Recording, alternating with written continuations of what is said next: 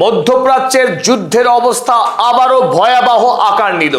আজ অর্থাৎ ৩রা June Iran একই সাথে হামলা চালিয়েছে বাহরাইন, কুয়েত এবং ইরাকের মার্কিন ঘাঁটিগুলিতে। আমেরিকার সঙ্গে ইরানের শান্তি চুক্তি ভেস্তে যাওয়ার পরই দফায় দফায় একদিকে আমেরিকা হামলা চালাচ্ছে ইরানে, আর তারই জবাবে ইরান তৎক্ষণাৎ মধ্যপ্রাচ্যের একাধিক মার্কিন সেনা ছাউনিতে আক্রমণ চালাচ্ছিল ইরান। আর সেই মাত্রা আজ অর্থাৎ ৩রা জুন থেকে মারাত্মক হারে বৃদ্ধি পেল। মধ্যপ্রাচ্যে আমেরিকার নৌবাহিনীর সদর দপ্তর 5th ফ্লিট বাহরাইনে অবস্থিত এই 5th ফ্লিটে আজ ভোরবেলাতে হামলা চালিয়েছে ইরান। একই সাথে কুয়েতের এয়ারপোর্ট, আলী সালেম সামরিক ঘাঁটি এবং ক্যাম্প আরিফজান, কুয়েতের এই তিনটি কেন্দ্রে হামলা চালিয়েছে ইরানের এরোস্পেস ফোর্স ড্রোন এবং মিসাইলের মাধ্যমে। তাছাড়া ইরাকের ইরবিলে মোসাদের দ্বিতীয় সদর দপ্তর, এই সদর দপ্তরেও হামলা চালিয়েছে ইরানের আইআরজিসি সেনা। আর এই আক্রমণের ফলে ইতিমধ্যেই কুয়েত এবং বাহরাইনের সমস্ত ফ্লাইটকে অনির্দিষ্টকালের জন্য বন্ধ করা হয়েছে। এমনকি আরব আমিরাতেরও বেশ কিছু ফ্লাইটকে আপৎকালীন বন্ধ করার খবর আসতে শুরু করেছে। ইতিমধ্যেই কুয়েত থেকে বেশ কিছু মানুষের হতাহতের খবর পাওয়া গেছে। সুনির্দিষ্ট সংখ্যা যদিও জানা যায়নি, কিন্তু কিছুক্ষণ আগে কুয়েতে একজন নাগরিকের মৃত্যুর খবর পাওয়া গেছে। গতরাতে মার্কিন সেনারা ইরানের হরমুজ প্রণালীতে অবস্থিত কেশম আইল্যান্ডে সামরিক সেনা ছাউনিতে আক্রমণ করে। আপনারা স্ক্রিনে যে ছবি দেখছেন, এই সেনা ছাউনির উপরে আক্রমণ করে মার্কিন সেনারা। আর এই কেশম আইল্যান্ডের দক্ষিণ দিকে অবস্থিত টেলিকমিউনিকেশন টাওয়ারের উপর আক্রমণ করে মার্কিন সেনা। পাশাপাশি হরমুজে ইরানের একটি অয়েল ট্যাঙ্কার উপর আক্রমণ করে আগুন ধরিয়ে দেয় মার্কিন সেনারা। আর এই সমস্ত আক্রমণ করা হয়েছিল বাহরাইন এবং কুয়েতের সামরিক সেনা ছাউনিগুলো থেকে।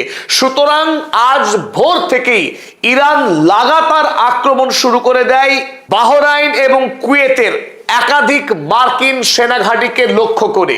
চাইনা ডেইলি খবরের কাগজ আমেরিকার মধ্যপ্রাচ্যের সেন্ট্রাল কমান্ডারকে কোট করে লেখে, US forces hit Iran's Qasem Island after Iranian attacks. আক্রমণ পাল্টা আক্রমণ চলছিলই। গতরাতে আমেরিকা যে কেশম দ্বীপে আক্রমণ করেছে সেই খবরের সত্যতা স্বীকার করেছে আমেরিকার সেন্ট্রাল কমান্ডার। ফলে ইরানের পক্ষে আমেরিকার এই আক্রমণকে তীব্র ধিক্কার জানানো হয় এবং তার পাল্টা হামলা চালানো হয় ইরানের পক্ষে। সেই খবরই ছাপা হয়েছে টার্কিশ নিউজ পেপার আনাদোলু আজান্সিতে। Iran accuses US of launching attacks on tanker Qasem Island from bases in Kuwait and Bahrain.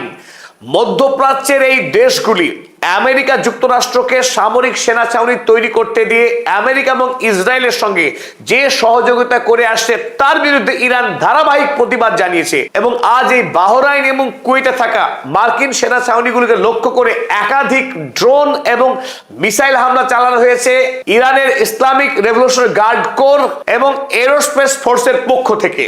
এশিয়ার তৃতীয় ক্ষুদ্রতম দেশ বাহরাইন, যার প্রস্থ মাত্র 16 কিলোমিটার আর দৈর্ঘ্য 48 কিলোমিটার। এই ক্ষুদ্র দেশ বাহরাইনেই আমেরিকার এই 5th ফ্লিট অবস্থিত। আপনারা স্ক্রিনে এই মুহূর্তে দেখছেন, এটি হচ্ছে আমেরিকার সেই কুখ্যাত 5th ফ্লিট। আমেরিকার নৌবাহিনীর প্রধান সদর কার্যালয় মধ্যপ্রাচ্যের। এই 5th ফ্লিট থেকেই সৌদি আরব, ইরাক, ওমান, বাহরাইনের মতো সমস্ত দেশগুলির চারিদিকে অসংখ্য বড় বড় রণতরী এবং বিপুল সংখ্যক মার্কিন নৌসেনা উপস্থিত থেকে এই পুরো মধ্যপ্রাচ্যের উপরে সামরিক কর্তৃত্বকে কায়েম করে রেখেছে মার্কিন যুক্তরাষ্ট্র। সুতরাং এই 5th ফ্লিটে 39 দিনের যুদ্ধ চলাকালীন সময়ে ইরান একাধিকবার আক্রমণ করেছিল এবং আজ এই 5th ফ্লিটে ইতিমধ্যেই বেশ কয়েকবার হামলা চালিয়েছে বলে খবর পাওয়া গেছে ইতিমধ্যেই। এই প্রেক্ষিতে বিশ্বের অন্যতম প্রধান সংবাদ সংস্থা রয়টার্স তারা খবর ছেপেছে, Iran's IRGC attacks US 5th fleet headquarters. ইরানের আইআরজিসি আমেরিকার 5th ফ্লিট হেডকোয়ার্টারে আক্রমণ চালিয়েছে। এয়ারবেস, লোকাল মিডিয়া রিপোর্টস এবং ওই 5th ফ্লিটের সদর দপ্তর ছাড়াও বাহরাইনে যে সামরিক সেনা ছাউনিতে সেখানেও আক্রমণ করেছে ইরান বলে দাবি করেছে রয়টার্স। ইরানের প্রেস টিভি তারাও এই খবরের সত্যতা স্বীকার করেছে। তারা লিখেছে, US 5th fleet in Bahrain has been hit with aerospace forces, missile and drone. ইরানের এয়ারস্পেস ফোর্সের পক্ষ থেকে মিসাইল এবং ড্রোন দিয়ে বাহরাইনে উপস্থিত আমেরিকার এই ফিফথ ফ্লিটে আক্রমণ চালানো হয়েছে, সে কথা জানিয়েছে প্রেস টিভি। যদিও এখনো পর্যন্ত ইরানের পক্ষ থেকে সরাসরি ইসরায়েলে কোনো আক্রমণ করা হয়নি, তবে এই আক্রমণের মূল কারণ একদিকে আমেরিকার ইরানের উপরে হামলা, দ্বিতীয়ত ইসরায়েল যেভাবে লেবাননে গণহত্যা বাড়িয়ে চলেছে তার বিরুদ্ধে ইরান হুমকি দিয়েছিল তারা অবিলম্বে ইসরায়েলের বিরুদ্ধে যুদ্ধ শুরু করবে। আর সেই কথা রেখেছে ইরান। আজ ইরাকের ইরবিলে অবস্থিত মোসাদের সদর দপ্তর, সেই সদর দপ্তরে হামলা চালিয়ে ইসরায়েলকে বড়সড় বার্তা দিল ইরান। ইংল্যান্ডের বিশিষ্ট সাংবাদিক এবং অধ্যাপক সুলাইমান আহমেদ তিনি জানিয়েছেন, explosions in Mossad headquarter in Erbil in Iraq heard। ইরাকের ইরবিলে মোসাদের সদর দপ্তরে বিস্ফোরণের সংবাদ পাওয়া গেছে। কুর্দিশ কোমালা লিডারের পক্ষে এর কথা সত্যতা স্বীকার করা হয়েছে। ইতিমধ্যেই বিভিন্ন সংবাদ সংস্থায় প্রকাশিত হয়েছে কুয়েতের এয়ারবেস এবং এয়ারপোর্টে যে সমস্ত ড্রোন এবং মিসাইল হামলা চালানো হয়েছিল তার ভিডিও ফুটেজ। আপনারা এই মুহূর্তে স্ক্রিনে একটি স্ক্রিনশট দেখতে পাচ্ছেন, যে স্ক্রিনশট দেখা যাচ্ছে আকাশ থেকে অসংখ্য অগ্নিবলয় মাটিতে এসে পড়ছে। যদিও আকাশপথেই কুয়েতের পক্ষে বেশ কিছু মিসাইল এবং ড্রোনকে ইন্টারসেপ্ট করা হয়েছে, আকাশেই ধ্বংস করে দেওয়া হয়েছে। তবে একসাথে ইরান যেহেতু অসংখ্য ড্রোন এবং মিসাইল হামলা চালিয়েছিল, তার বেশ কয়েকটি আশ্রয় পড়েছে মাটিতে এসে, আশ্রয় পড়েছে কুয়েতের বিমানবন্দরে। কুয়েতের এয়ারপোর্টের প্যাসেঞ্জার টার্মিনাল সম্পূর্ণরূপে ধ্বংস হয়েছে এবং বেশ কিছু যাত্রী তাদেরও আহত হওয়ার খবর পাওয়া গেছে এবং একজনের নিশ্চিত মৃত্যুর খবরও পাওয়া গেছে ইতিমধ্যেই। আর এই প্রেক্ষিতে স্বাভাবিকভাবেই ইতিমধ্যেই বাহরাইন কুয়েতের সম্পূর্ণরূপে বিমান পরিষেবা বন্ধ করা হয়েছে এবং আংশিকভাবে আরব আমিরাত অর্থাৎ দুবাই, আবুধাবি শহরেরও বেশ কিছু ফ্লাইটকে ক্যান্সেল করা হয়েছে। ইরানের ওয়ানা নিউজ তারা খবর করেছে, flight suspended in Bahrain, Kuwait and UAE. মধ্যপ্রাচ্যের কুয়েত, বাহরাইন এবং আরব আমিরাত যেহেতু বিশ্ব বাণিজ্যের অন্যতম গুরুত্বপূর্ণ কেন্দ্র, তাই মধ্যপ্রাচ্যে ফ্লাইট ক্যান্সেল হওয়ার অর্থ বিপুল পরিমাণের ক্ষতি এবং আরব আমিরাতের মতো দেশগুলির বিশ্বাসযোগ্যতায় গিয়ে ধাক্কা খাওয়া।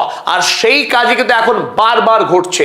ইসরায়েলি জায়নবাদকে মধ্যপ্রাচ্যে যে সমস্ত রাষ্ট্র সহযোগিতা করবে এবং মার্কিন সেনাবাহিনীকে কুটুমের মতো আতিথেয়তা যে সমস্ত দেশ করছে, সেই দেশগুলোকে ইরান যে ক্ষমা করবে না তার জ্বলন্ত প্রমাণ আরো একবার দিল ইরান আজ।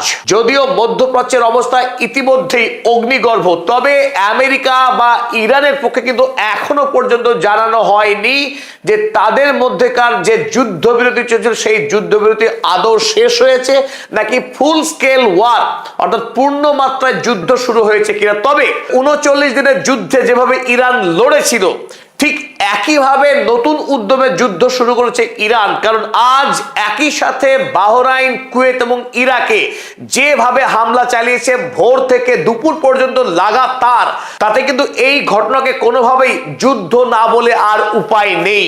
আমরা চোখ রাখছি ঘটনার দিকে, প্রতিটি ঘটনার আপডেট নিয়ে আপনাদের সামনে আবারও হাজির হচ্ছি। ততক্ষণ জন্য আমরা শেষ করলাম এই নিবেদন।